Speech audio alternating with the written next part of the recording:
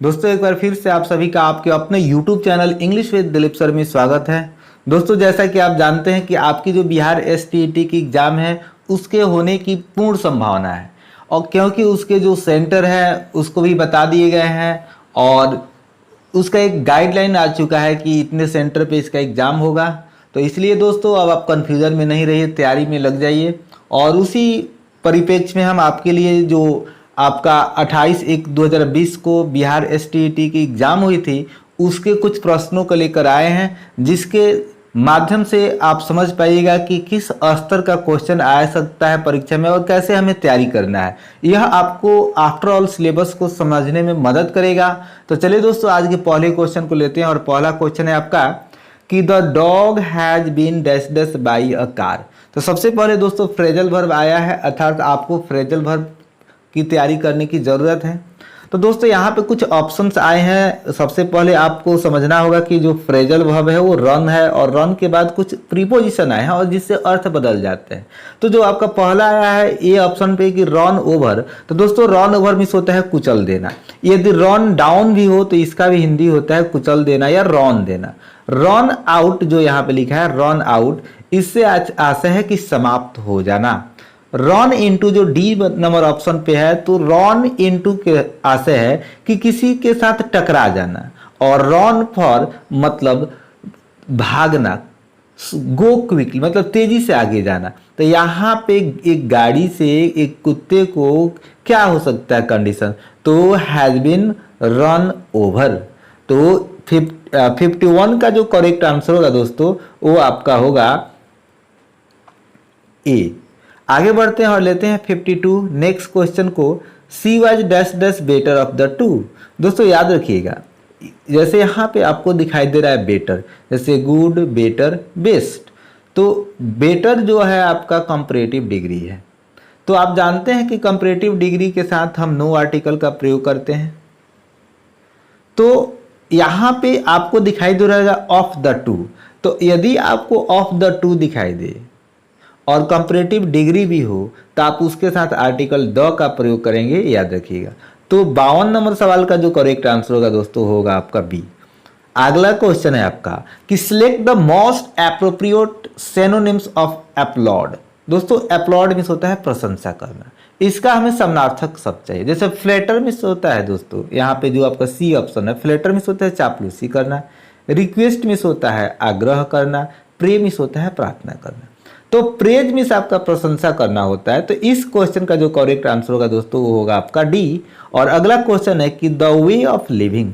दोस्तों जो जीने का तरीका है ना, can be replaced with the word, मतलब इस शब्द को, द वे ऑफ लिविंग को हम किस शब्द से एक्सप्रेस कर सकते हैं। जो वर्ड तो बदलेगा लेकिन उसका अर्थ नहीं बदलेगा। जैसे यहाँ पे लिखा है लाइवलीहुड, तो दोस्तों लाइवलीहुड मीन्स होता है आजीविका, लाइवलीनेस मीन्स होता है सजीव। लाइवलीनेस मीन्स क्या हो जाएगा आपका सजीवता होगा, और लाइफ लाइक मीन्स होगा सजीव या जीता जागता, और लाइफ स्टाइल मतलब जीवन शैली। तो इस क्वेश्चन का करेक्ट आंसर होगा दोस्तों डी। अगला क्वेश्चन है, बहुत ही इंपॉर्टेंट सवाल है कि students need to brainstorm ideas, organise them, draft, edit and revise their work. दोस्तों जब किसी चीज़ को आप ड्राफ्ट करते हैं, एडिट करते हैं, रिवाइज करते हैं, तो वो आपका रीडिंग स्किल नहीं हो सकता है। सुनने के दौरान आप किसी चीज़ का एडिटिंग नहीं कर सकते हैं, ड्राफ्टिंग नहीं कर सकते हैं, उसको बदल नहीं सकते हैं। बोलने के दौरान भी दोस्तों आप ये काम नहीं कर सकते हैं। तो याद रखिएगा ये सारे काम को हम अंजाम दे सकते हैं। लिखने के दौरान उसको हम ड्राफ्ट कर सकते हैं, ऑर्गेनाइज कर सकते हैं अपने विचारों को, ज़रूरत पड़े तो उसको हम रिवाइज भी कर सकते हैं। तो राइटिंग यहाँ पे करेक्ट आंसर होगा दोस्तों 55 नंबर क्वेश्चन का। दोस्तों आगे बढ़ने से पहले यदि आपको वीडियो अच्छा लग रहा है तो प्लीज़ लाइक कीजिए, और चैनल पर नया है तो चैनल को सब्सक्राइब कर लीजिए, और वीडियो को ज़्यादा से ज़्यादा शेयर कीजिए। अगला क्वेश्चन है आपका कि इंटरेक्टिव लिसनिंग इज। दोस्तों इंटरेक्टिव लिसनिंग इज, तो इंटरेक्ट लिसनिंग जो होगा आपका उसमें क्या होगा, आप किसी बात को सुनेंगे। जैसे मान चलिए आप हमसे बात कर रहे हैं, तो बात कर रहे हैं तो कैसे पता चलेगा कि आप मेरे साथ इंटरेक्शन कर रहे हैं, मुझसे जुड़े हुए हैं? तो उसके लिए ऑप्शन होगा, उसको समझना है। जैसे ऑप्शन है आपका ये listening and responding, listening for word meaning and listening for comprehension, और D option none of these. तो दोस्तों लिसनिंग एंड रिस्पॉन्डिंग, जैसे कोई बात आप सुनते हैं और प्रतिक्रिया भी कुछ देते हैं, तो यही आपका इंटरेक्टिव लिसनिंग कहलाएगा। यदि आप केवल शब्दों के अर्थ के लिए सुनते हैं तो फिर इंटरेक्टिव नहीं हुआ। तो किसी भी बात को सुनना और फिर उसमें कुछ प्रत्युत्तर देना, वह कहलाता है आपका इंटरेक्टिव लिसनिंग। तो 56 का करेक्ट आंसर होगा दोस्तों आपका ए। अगला क्वेश्चन है आपका the nearest meaning of the conceal. तो दोस्तों कंसील का नियरेस्ट मीनिंग बताना है। आप इसको एज अ सिनोनिम्स समझिए। जैसे दोस्तों ऑप्शन है इसके लिए एवॉइड, तो एवॉइड मीन्स होता है टालना, बी ऑप्शन है कीप मीन्स होता है रखना, हाइड मीन्स होता है छुपाना, और कंसील मीन्स भी होता है छुपाना। तो इसका करेक्ट आंसर होगा दोस्तों सी। और स्टील मीन्स होता है चुराना। तो किसी चीज को आप चुराते हैं और छिपाते हैं, दोनों में अंतर है नियत का। तो कंसील मीन्स होता है हाइड। तो आगे बढ़ते हैं और अगले क्वेश्चन को लेते हैं, और अगला क्वेश्चन है कि which is the receptive skill of language. दोस्तों यहाँ पे याद रखिए लिखा है रिसेप्टिव, मतलब रिसीव से बना है। इसमें आप किसी चीज का प्रोडक्शन नहीं कर सकते हैं। जब आप किसी चीज को ले रहे हैं तो आप देंगे नहीं, इतना आप याद रखिएगा। इसके लिए ऑप्शन है, जैसे बी से देखते हैं रीडिंग एंड राइटिंग। जैसे आप पढ़ रहे हैं और लिख रहे हैं, तो कोई चीज पढ़े और लिखे तो फिर इसमें क्या हो गया, प्रोडक्शन हो गया। लिसनिंग एंड रीडिंग, सुन रहे हैं और पढ़ रहे हैं। फिर आगे बढ़ते हैं 38 नंबर को देखते हैं स्पीकिंग एंड राइटिंग। तो इसमें आप देखिए कि किस सेंटेंस में सिर्फ आप किसी चीज को ले रहे हैं, मतलब किस ऑप्शन में, और किसी चीज को आप एक्सप्रेस नहीं कर रहे हैं। जिसमें आप सिर्फ ले रहे होंगे ना, वही आपका करेक्ट आंसर होगा। जैसे आप देखिए सुन रहे हैं तो बोल रहे हैं, तो यहाँ पे प्रोडक्शन हो गया। बोल रहे हैं तो प्रोडक्शन हो गया। यहाँ पे लिसनिंग कर रहे हैं और रीडिंग कर रहे हैं, तो इसमें आप कोई भी बात मतलब प्रोड्यूस नहीं कर रहे हैं। सुन रहे हैं, ठीक है, या पढ़ रहे हैं, तो ये आपका रिसेप्टिव स्किल हुआ, एक्टिव स्किल नहीं हुआ। तो 58 का करेक्ट आंसर होगा दोस्तों डी। अगला क्वेश्चन है दोस्तों आपका कि स्कीमिंग इज अ सब स्किल ऑफ। जो आपका स्कीमिंग है यह किसका एक उप स्किल है? तो स्कीमिंग और स्कैनिंग यह पढ़ने का, रीडिंग का एक प्रकार होता है। जैसे स्कीमिंग मतलब किसी चीज को मोटे मोटे तौर पे पढ़ लेना, और स्कैनिंग में होता है दोस्तों किसी चीज को बारीकी से अच्छे ढंग से समझते हुए पढ़ना, आइडियाज को मतलब कंक्लूड करते हुए पढ़ना। तो 59 का दोस्तों जो करेक्ट आंसर होगा वो आपका होगा सी। तो चलिए दोस्तों आगे बढ़ते हैं और अगला क्वेश्चन लेते हैं, और अगला क्वेश्चन है आपका कि effective learning takes place when the learners are. दोस्तों जब आप कक्षा में बैठे होते हैं या आप मेरा वीडियो देख रहे हैं, तो कब आप ज़्यादा सीखिएगा? जब आप बहुत ज़्यादा इंटरेक्ट कीजिएगा। जैसे हम कोई क्वेश्चन पूछते हैं वीडियो के दौरान, यदि आप उसका आंसर देते हैं तो एक आपका क्या हो जाए, इंटरेक्टिव रीडिंग होगा दोस्तों। और जिस क्वेश्चन का आप आंसर दे दीजिएगा, जिस क्वेश्चन पे आपको डाउट हो उसको आप कमेंट पे लिखते हैं, तो ये शो करता है कि आप सीखने के लिए तत्पर हैं।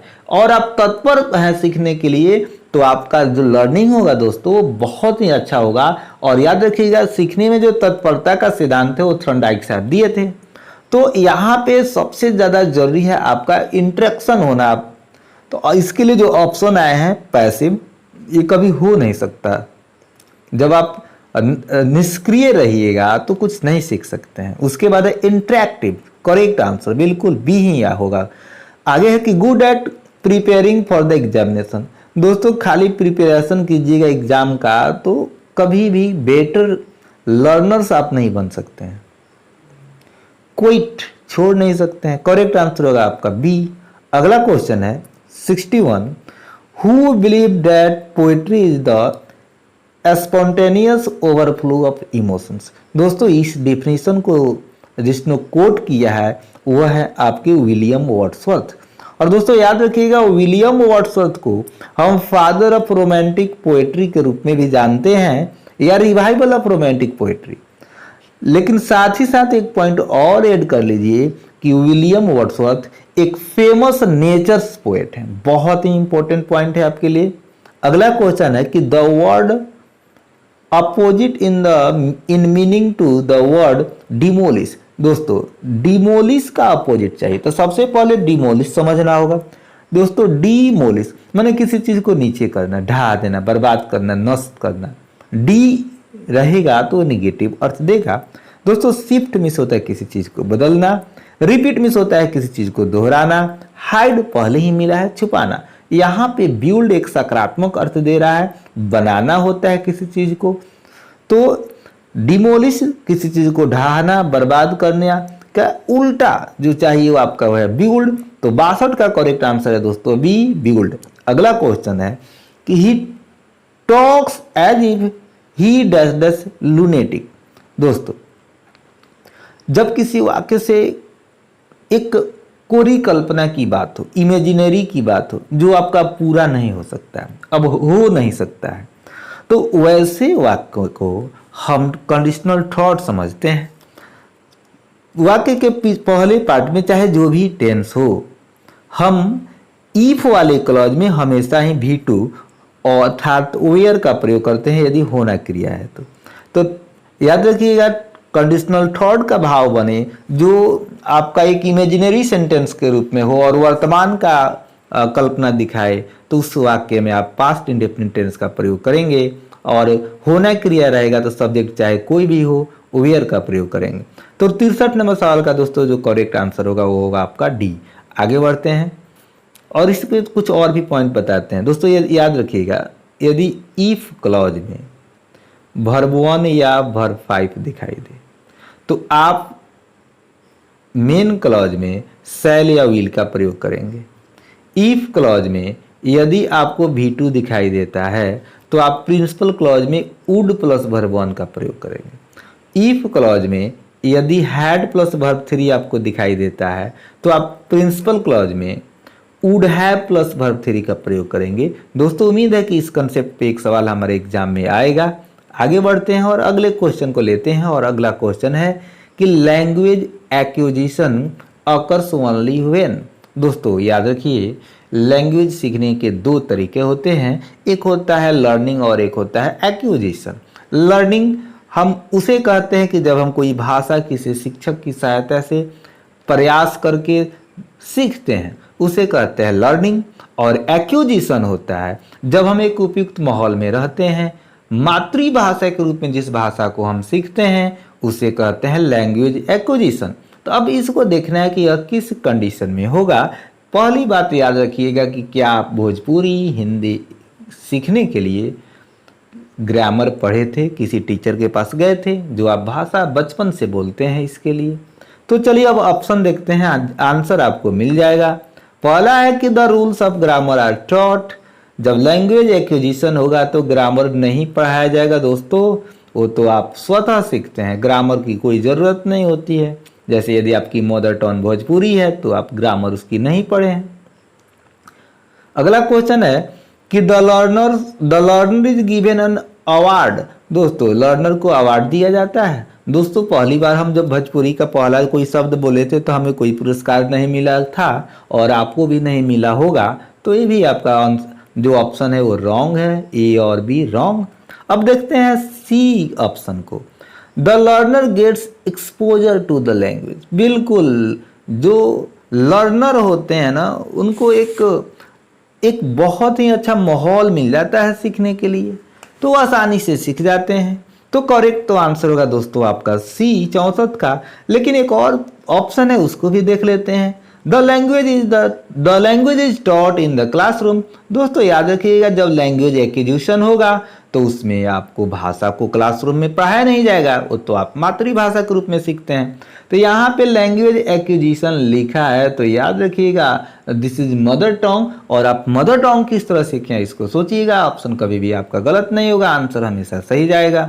आगे बढ़ते हैं और अगला क्वेश्चन लेते हैं कि who lost paradise in Milton's paradise lost. तो दोस्तों यहाँ पे जो आपके ऑप्शन है ए बी, तो ये दोनों वहाँ पे गुम होते हैं, तो यहाँ पे करेक्ट आंसर होगा 65 का सी, बोथ ए एंड बी। अगला क्वेश्चन है, इसमें से आपको करेक्ट सेंटेंस चुनना है। सॉरी दोस्तों। तो दोस्तों आप देख रहे हैं कि यहाँ पे आपके सेंटेंस की शुरुआत क्वेश्चन वर्ड से हो रही है। तो जब आपका क्वेश्चन वर्ड है तो इसके बाद आपको चाहिए हेल्पिंग वर्ब, और हेल्पिंग वर्ब के बाद चाहिए सब्जेक्ट। देखिए कि इसमें ऐसा कंडीशन बनता है, और यहाँ पे आपको डीड दिखाई दे रहा है, तो दोस्तों डीड के बाद चाहिए वर्ब 1। तो वाई सी पहला ही गलत। दूसरा है कि why did she get up so early. दोस्तों यहाँ पे एक स्ट्रक्चर सही बैठ रहा है, आपका बी करेक्ट आंसर होगा। यहाँ पे देखिए वाई डिड गेट अप सी, तो यहाँ पे गेट अप पहले आ गया और सब्जेक्ट बहुत बाद में चला गया, और यहाँ पे डिड के बाद सब्जेक्ट आ रहा है और गेट अप पहले आ गया, तो यहाँ पे बड़ी मिसमैच किया गया है। थोड़ा सा भी यदि आप ध्यान से देखे होंगे तो ये सेंटेंस आपका सही हो जाएगा। तो 66 का करेक्ट आंसर होगा दोस्तों, वो होगा आपका बी। तो आगे बढ़ते हैं और अगले क्वेश्चन को लेते हैं, और अगला क्वेश्चन है कि who is known as the father of English poetry. English poetry के पिता के रूप में किसे जाने जाते हैं। तो दोस्तों इस क्वेश्चन को तो बच्चा बच्चा जानता है कि जॉफ्री चौसर को जानते हैं। क्यों पूछा था परीक्षा में हम नहीं जानते हैं, लेकिन याद रखिए इसके अलावा कुछ और भी हम चर्चा कर लेते हैं।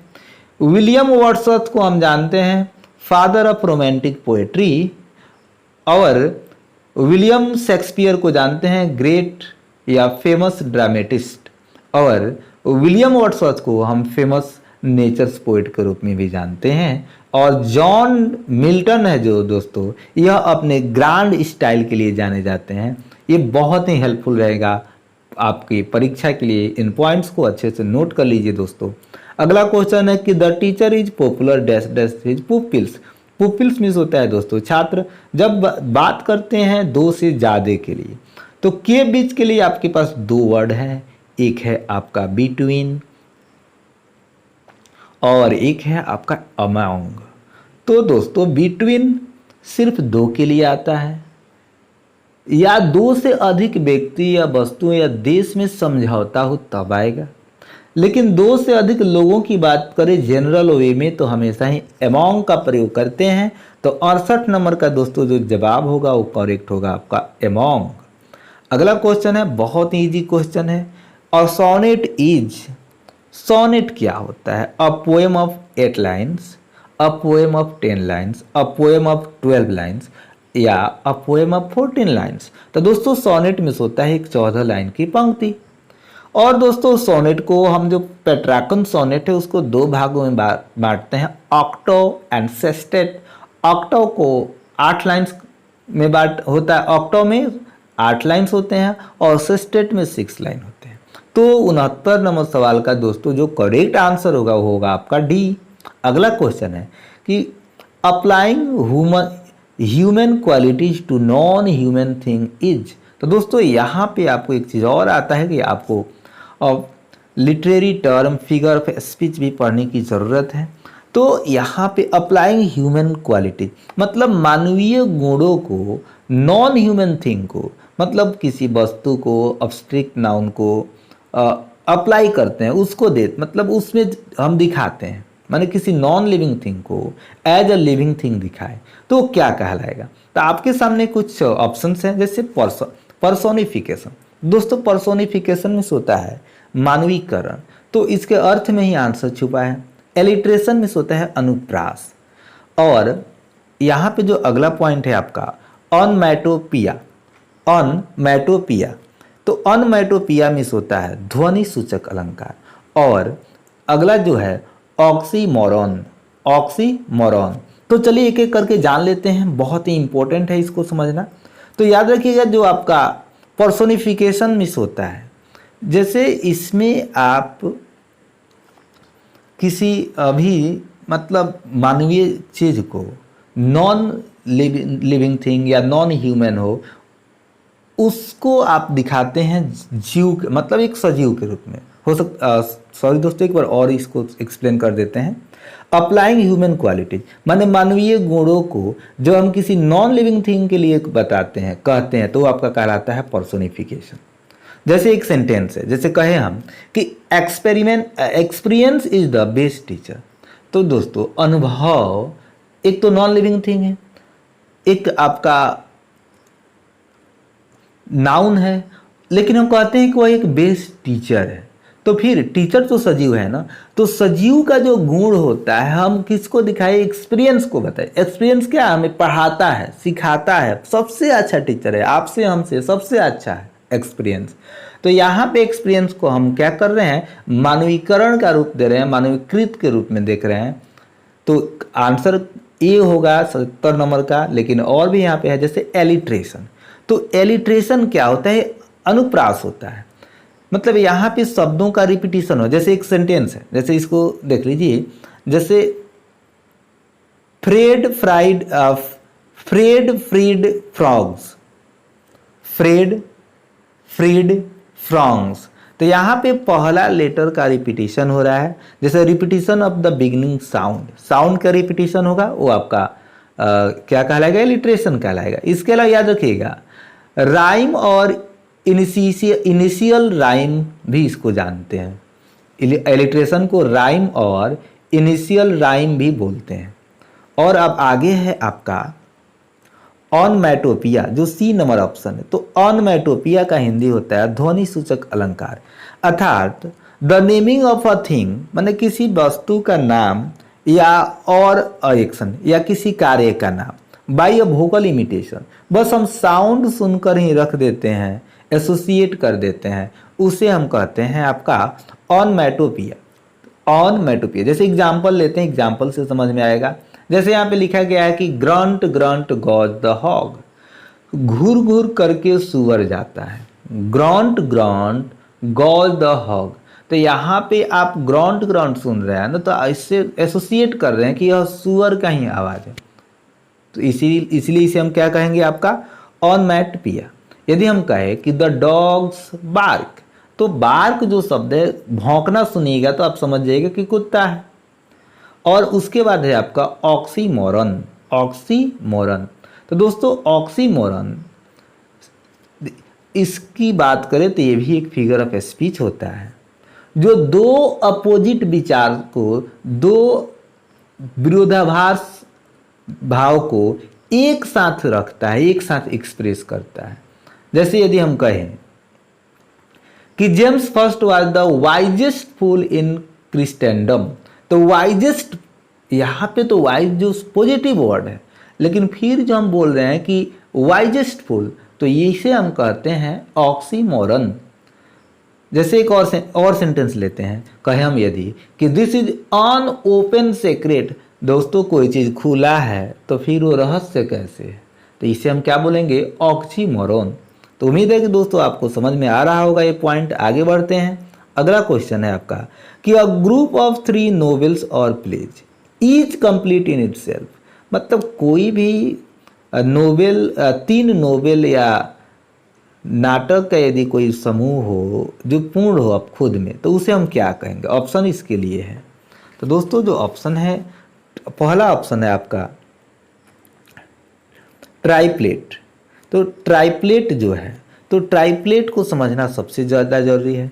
ट्राइप्लेट जो होता है यह एक ही माँ से, याद रखिएगा, एक ही माँ से हुए, मतलब यहाँ सॉरी दोस्तों, मतलब एक ही माँ से एक साथ हुए 3 बच्चों में से एक का बोध कराएगा। मतलब कोई माँ है जो एक ही साथ उसको 3 बच्चे हुए हैं, ठीक है, और उसमें से किसी एक का बोध कराने के लिए हम यहाँ पे प्रयोग कर सकते हैं किसका, तो ट्राइप्लट का। किसका प्रयोग कर सकते हैं, ट्राइप्लट। दूसरा है सी ऑप्शन, देखते हैं दोस्तों। पहले यहाँ पे लिखा है ट्राइवेट। तो ट्राइवेट होता है अ 3 legged metal stand for supporting a cooking vessels in a heat, मतलब एक 3 डंडे वाला, समझिए कि कोई औजार है जो खाना बनाने के लिए यूज किया जाता है, ठीक है। तो यहाँ पे नाटक का तो बात हुआ नहीं, लेकिन जो ऑप्शन है आपका ट्राइलॉजी, तो ट्राइलॉजी मिस होता है दोस्तों 3 नाटक या उपन्यास का एक समूह। तो 71 नंबर सवाल का करेक्ट आंसर होगा बी। तो आगे बढ़ते हैं दोस्तों। अगला क्वेश्चन है कि we must prevent endangered wild animal species. दोस्तों हम लोग को अवश्य ही जो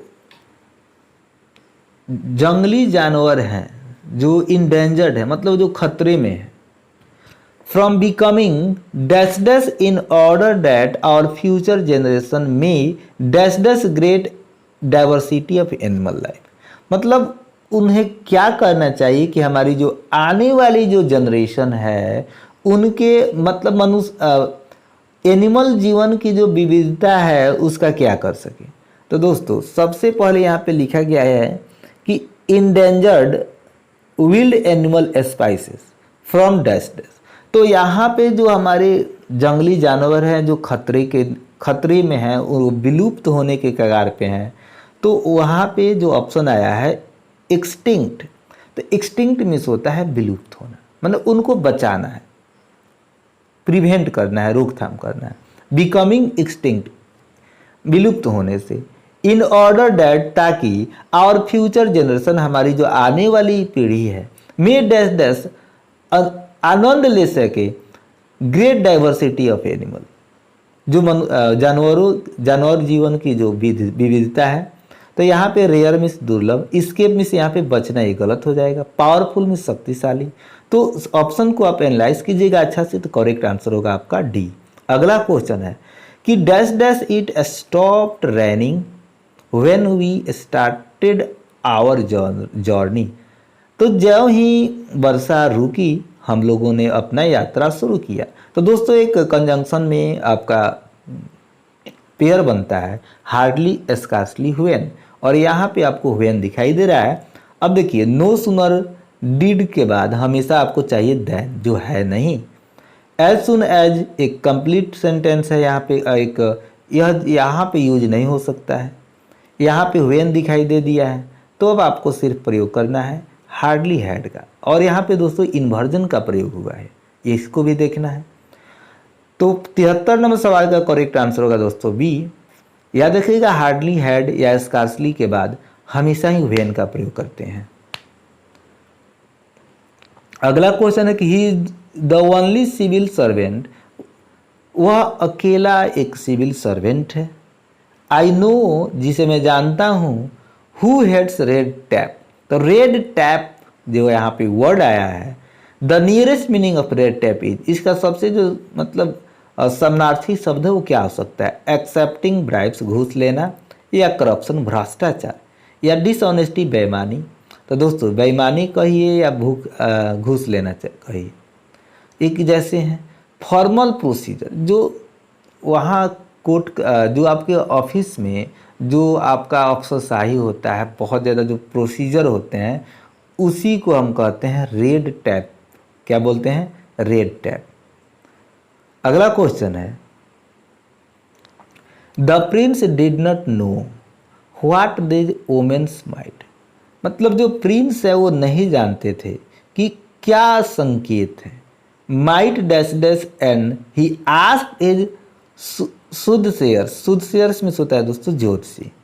तो वो नहीं समझ पाते हैं कि ये जो ओमेन्स हैं, संकेत हैं, वो क्या इंडिकेट कर रहे हैं। तो इसीलिए वो अपने ज्योतिषी से कहते हैं। तो ज्योतिषी से किस लिए कहेंगे? ज्योतिषी से कहेंगे कि वह उसका अर्थ लगाए। अर्थ लगाने के लिए दोस्तों होता है इंटरप्रेट, अनुमान लगाना। अनुमान लगाना दोस्तों यहाँ पे एक वर्ड है आपका प्रोपाउंड। तो प्रोपाउंड मिस होता है प्रस्तुत करना। प्रोपाउंड मिस क्या होता है? प्रस्तुत करना। और प्रोटेंड मिस होता है पूर्व सूचना देना। तो पूर्व सूचना मतलब दे रहा है, जो ओमेन्स आ रहा है तो क्या सूचना दे रहा है, उसके लिए वो अपने ज्योतिषी से कहते हैं कि वो लोग अनुमान लगाएं। तो इस आधार पे जो करेक्ट आंसर होगा दोस्तों वो होगा आपका बी। तो दोस्तों इस वीडियो में हम लोग इतने ही क्वेश्चंस का डिस्कशन करेंगे। यदि आपको वीडियो अच्छा लगा है तो प्लीज़ लाइक कीजिए और ज़्यादा से ज़्यादा शेयर कीजिए, और दोस्तों कमेंट भी कीजिए, लाइक कीजिए। आपके एक लाइक और एक कमेंट से जो मेरा उत्साह होता है वो दोगुना हो जाता है। तो दोस्तों आप सभी का वीडियो अंत तक देखने के लिए शुक्रिया। इस वीडियो में इतना ही। आपका दिन शुभ हो और आप अपनी परीक्षा में बहुत ही अच्छा मार्क्स प्राप्त करें, ऐसी मेरी शुभकामना है। Thank you. Have a nice day.